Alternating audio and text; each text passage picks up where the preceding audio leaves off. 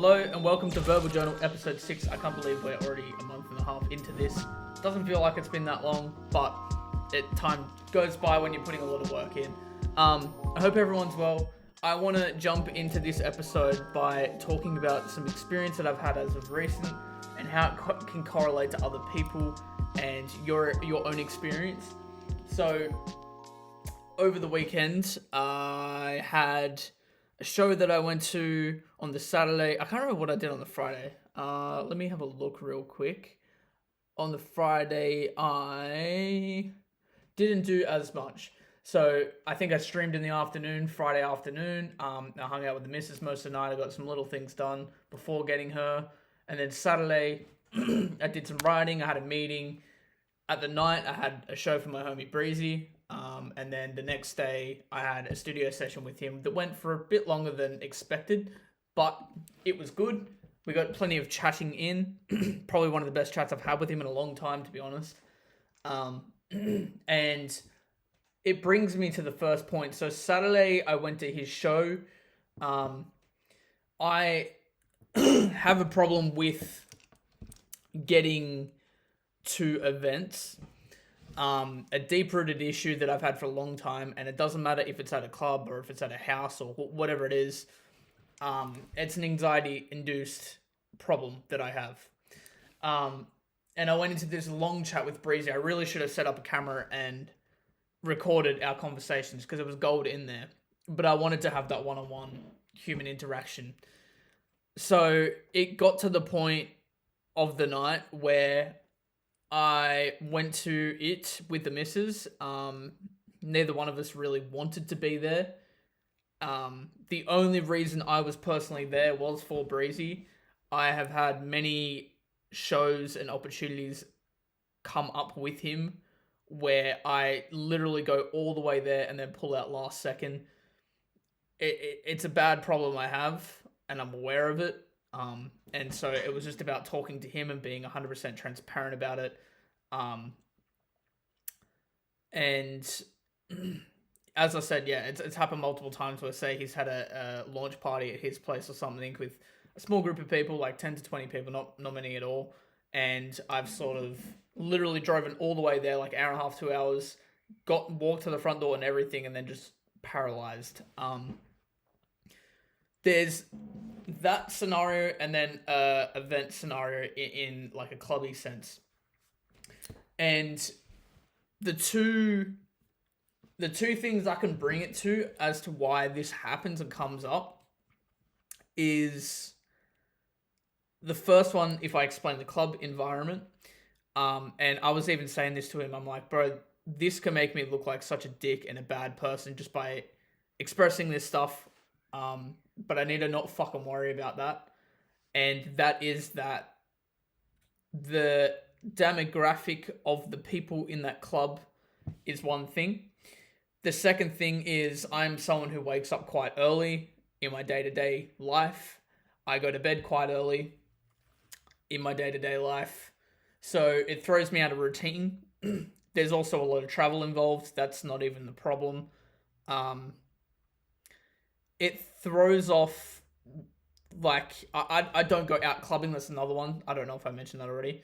I'm someone who enjoys to stay home or enjoys one-on-one contact with people, or like things that are organized and you work towards something, if that makes sense. Like, to me, I went out and I was partying and stuff at the age of 14, and I spent a long time doing that, doing the wrong stuff, and I think I'm past that point, and I had to do a lot of work to get out of that.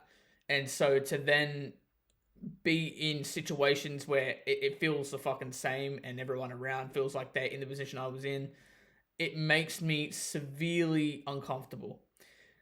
And I had talked to Breezy about this, about going back and forth with a battle of like, is it just anxiety and me not wanting to be there? Is it a fear that I should be pushing through?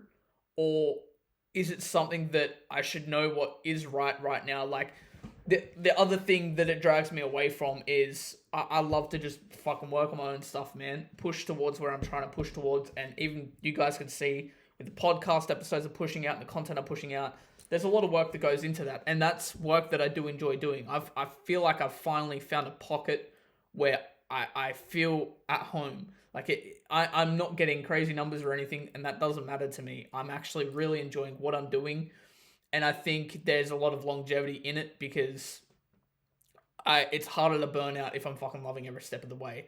I feel like before I wasn't loving every step of the way, I was just loving the main goal. And that's what dragged me to be depressed and to lose vision of where I was going and stuff.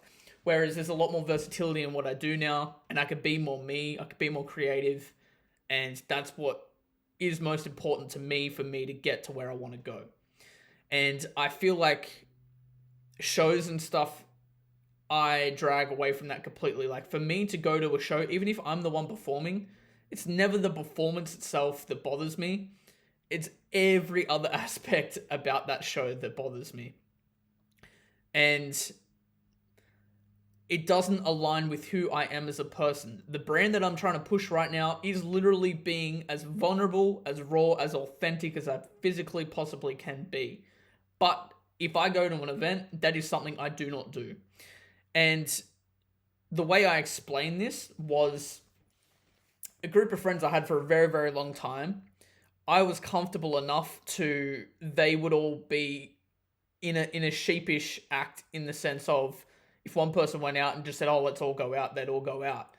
But I was trying so hard to focus on where I was trying to go that I didn't have time to just go out. The only exception I made was people's birthdays. So that was to show the respect that I still cared about them, you know. But I didn't want to just go out for the sake of going out. It was a waste of my money, waste of my time, and I could have been doing something that I enjoyed more. As no, I don't know what the word is, but like it sounds bad, you know. But that's genuinely how I feel. And so shows and stuff are the same. I have that same feeling. Is everything that I've worked towards not pushing for is what's at my face. And so I'm faced with it. And so it just, yeah, it's a long topic I can talk about, man. But I wanted to be somewhat transparent with you guys about that too. Not somewhat, like fully transparent, you know. I feel like it's a topic that no one's going to bring up because it's a very uncomfortable conversation to have. But I want to be the person to do that. I want to be as real without fucking hurting people's feelings. And I think that's another problem I have, is always putting other people first, even though I know that putting myself first is what is most important, no matter how selfish that is.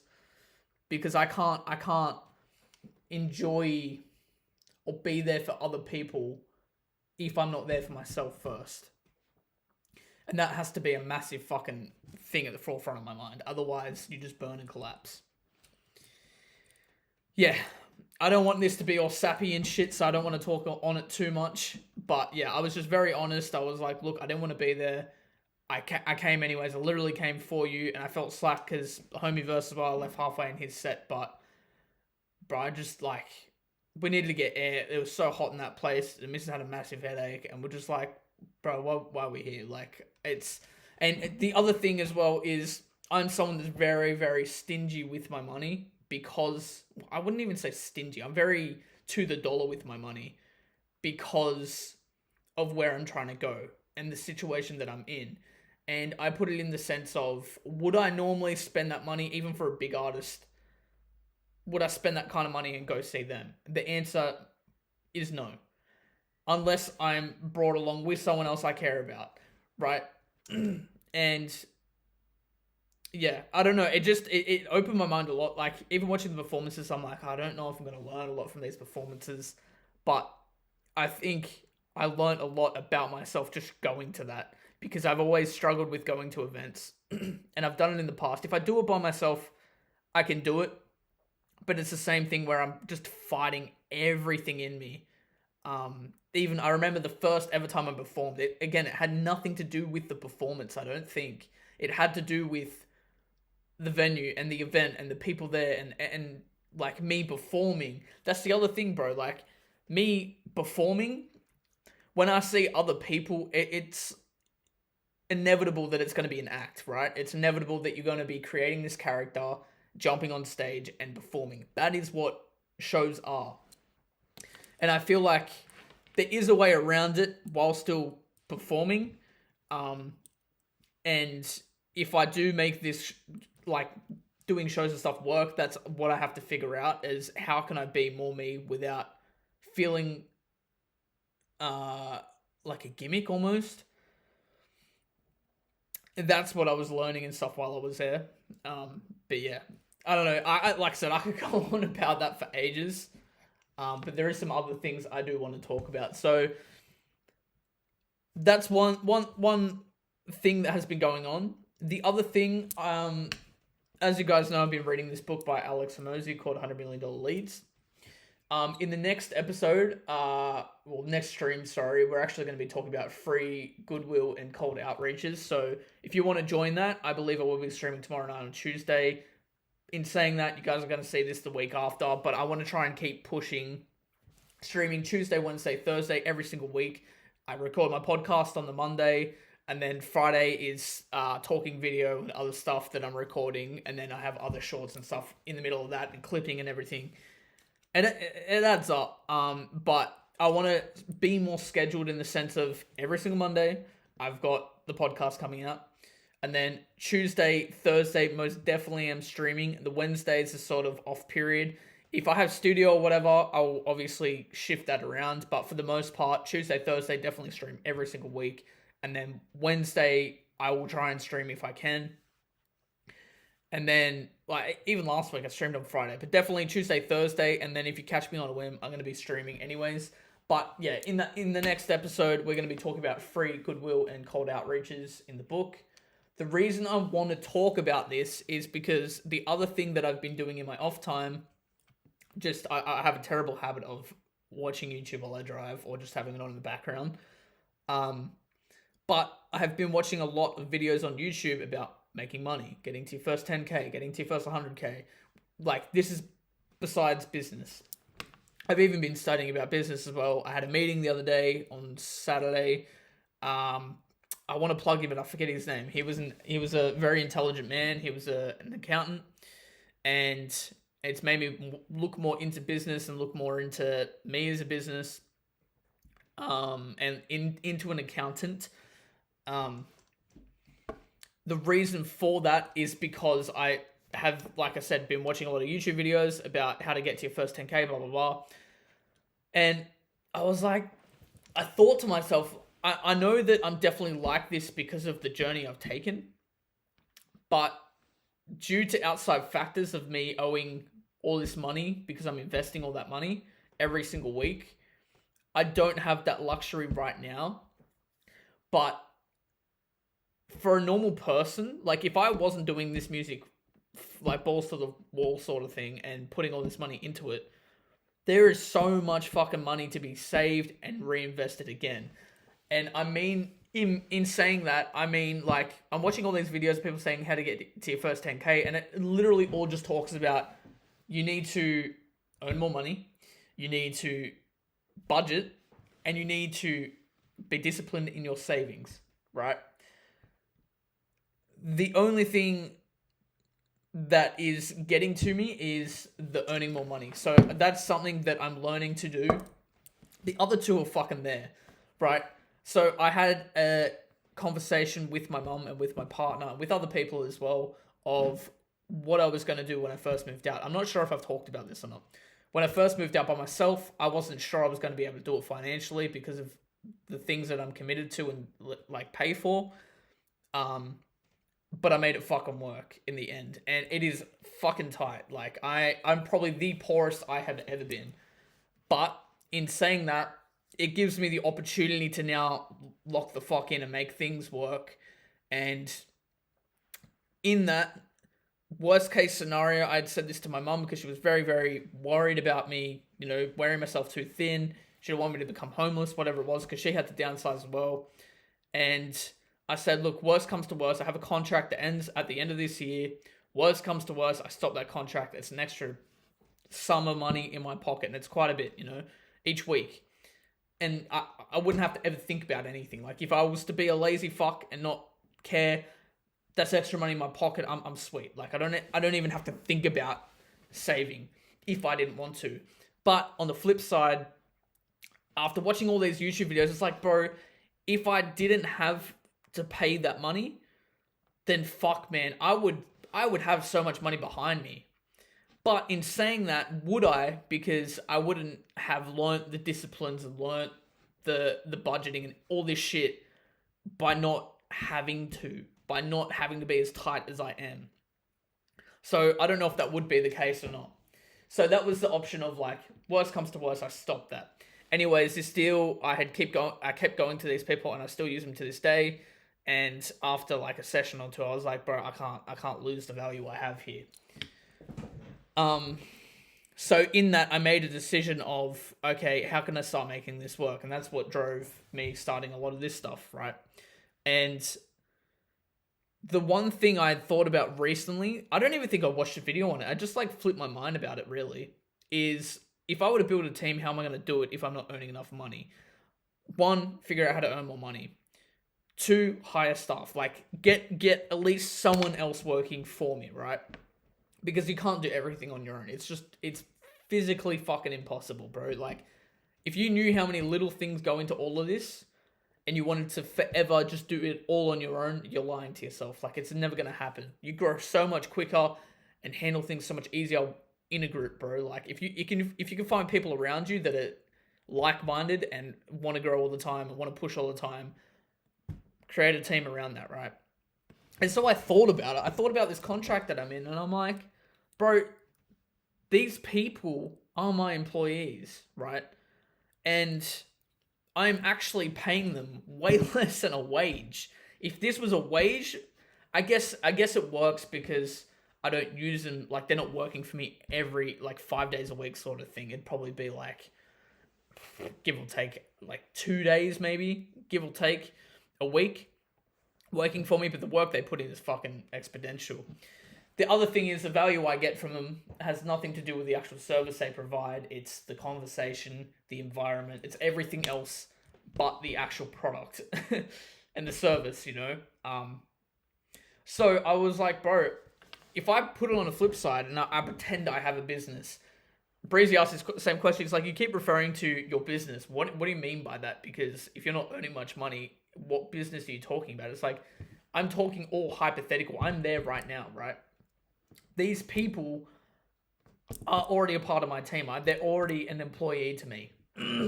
Even though they're providing me stuff, I'm paying for that. Like, you could see it as, I don't know, like a supplier, I guess, or something. Like, it's someone you're buying off of. But I'm seeing it as I'm paying them to give me information. Like, I'm still getting services and product out of them, but it's not even about that. I'm actually getting value from them. I'm paying them for value, paying them for information that I may come across by myself, but it would take me a lot fucking longer to get to that point. So I've already got one staff member. It's a team of people too, so it's like multiple staff for way cheaper than like 5 days a week. I'm already there. Even though I'm not earning a lot of money, like next to fucking none in music, it's like I'm already there. I've already got that employee. That's something. The other thing I should have got into a long fucking time ago, bro, and I've been told for a while and just never bitten the bullet and done it, is getting my fucking tax sorted. Not my tax, my ABN. Right? So I learned about sole trading, I learned about company ABNs, I learned about trust funds, there was a couple of them.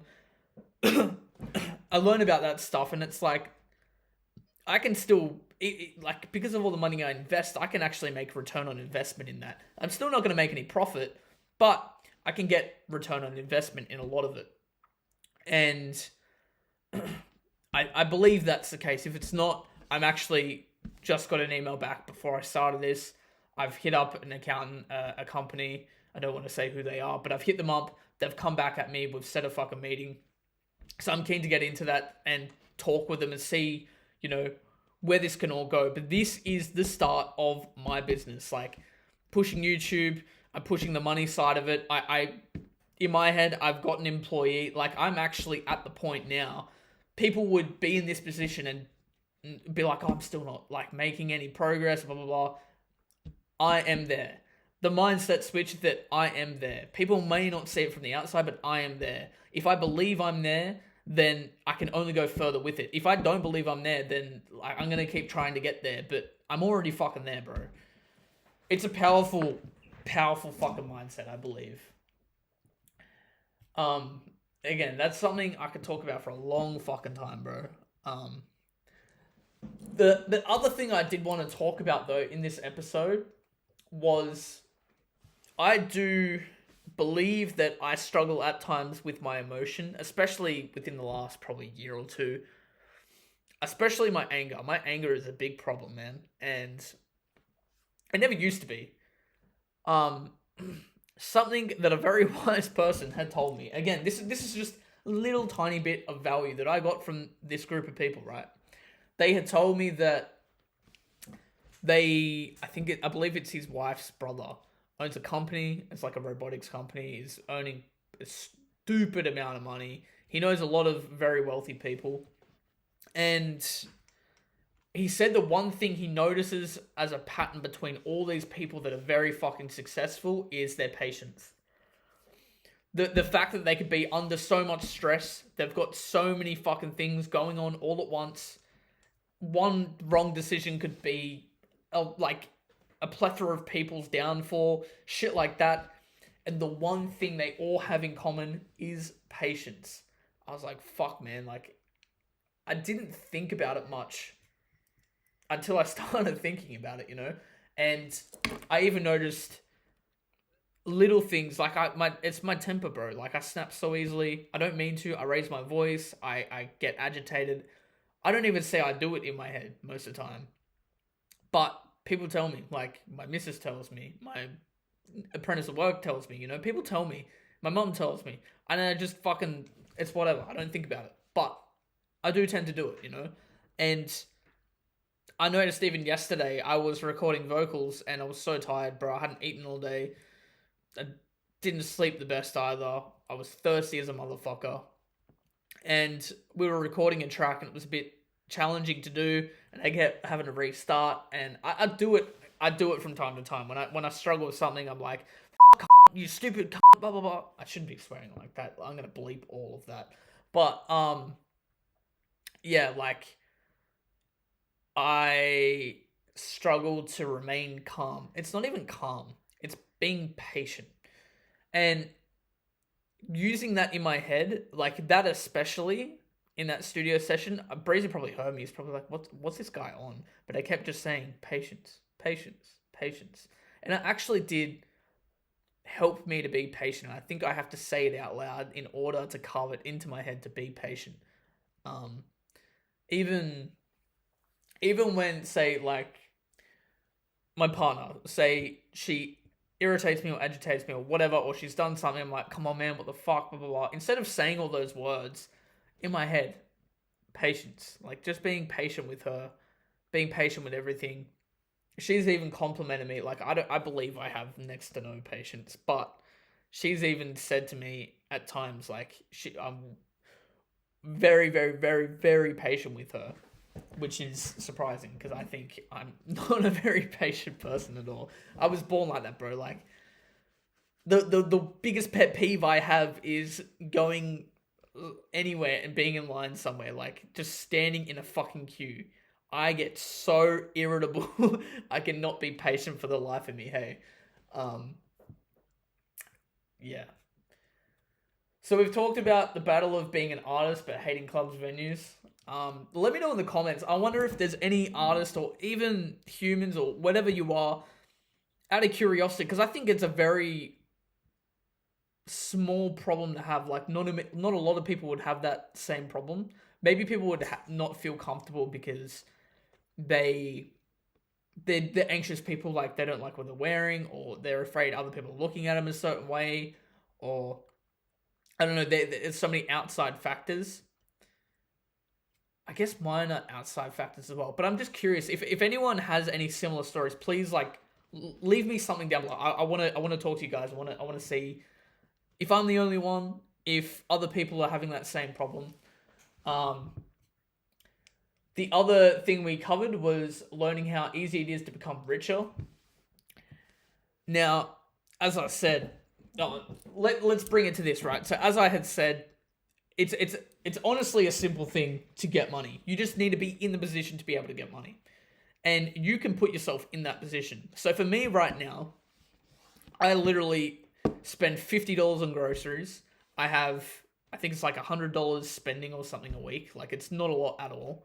But that includes, no, I think it's 120, but that includes groceries. And then also pay for fuel. I've got all my bills and everything. I like rent. So I really don't have a lot of money to spare. So for the average person who doesn't have all those other things going on, you set that money aside, right? Like you work out how much you would normally spend in a week, how much your bills are, you calculate absolutely everything and budget it. And whatever that leftover sum is, that you fucking save, bro. You put somewhere, you invest it, you save it, whatever it is. I think I heard someone quote, it was if you save $5 every day for the next 30 days, I think it was 30 days, or maybe it was 60 days or something, you have profited $1 million. There's no tax on it, nothing. You have $1 million to your name. It's something crazy like that. So if you could do that on scale, then you're winning, bro. Like, so for the position I'm in, I have to learn how to make more money. Like, that's the simple solution to where I'm at. I either drop my deal, which I don't want to do because it's value. It's an employee to me. They're a very valuable employee. I never want to lose. I don't want to lose that relationship either. They've always been very, very, very great to me. The only other solution is make more money. So if I'm in the position I'm in, my socials have not grown very much at all within the last probably year. I also have had no pay increase at all. So I've done all this foundational work, and now I have to apply a lot of that. So I have to apply all the stuff I've learned, apply it to my socials, grow my audience. That's one way. And then I also have to get more money. Now, I had mentioned I had been doing weekend work, and talking to the homie Chef at Beats with Chef. He had mentioned, he's like, I don't know if I've talked about this either, but he had mentioned that because in my day job, I am a kitchen cabinet maker, I also make numerous amounts of custom-made stuff. It just depends on what it is. But I can pretty much, you can think of it, I can do it. If it comes to building any furniture or anything, I'd be able to do it, you know? And that's what he had said. He's like, bro, I'd paid fucking X amount for my desk. They didn't install it. They didn't deliver it. Get into it. And it was desk making, right? Like, to build a desk. It's like, bro, if you make desks for studios and shit, start your own business in it. Even if you don't, start your own business, do it cash in hand. Fucking do it on the side. There's a lot of money involved in that. Obviously, time's a factor, so you have to weigh up your priorities and what will or what won't work to your knowledge. But if that's what you're looking for, to make more money quicker, not even quicker, just now, so you can reinvest that money or save that money, whatever it is, do that now. The other thing is just simply overtime. Like, as I've moved out, I've been really shit with my savings. I don't have any fucking savings. I've been saving like $50 a week for a rainy day, but even half the time I have to tap into that because everything else is in the way. I've been buying stuff for the house as well because I'm still settling in. There's a lot to it, but the simple answer is I need to earn more money. Simply put, I've got the discipline to save, I've got the discipline to budget. It's a matter of saving that money and scaling it. Anyways, we're at the half an hour mark. This has been fucking lovely. I've actually really enjoyed this. I also appreciate all the support that I've had for the podcast as of recent. I've had a couple of people reach out, really fucking with the message. I'm gonna keep pushing this, you know, like I want this to be the main focus. I want to let you guys in on what I'm doing and how I'm doing stuff and be as transparent as possible. So again, thank you. Tomorrow night I will be streaming me reading How to Make $100 Million Leads by Alex Mosey. Wednesday I will be reacting to actually tracks that you guys had suggested. That will be fun. And then Thursday I'll be streaming. I'm not sure what I'll be streaming, but I will be streaming. Thank you everyone for watching. If you would like to, I'm stumbling on my words because it's the end of the video. If you would like to, feel free to subscribe. It really does help a lot. Put on post notifications as well so you don't miss an episode. And I'll see you guys next time. Much love and peace.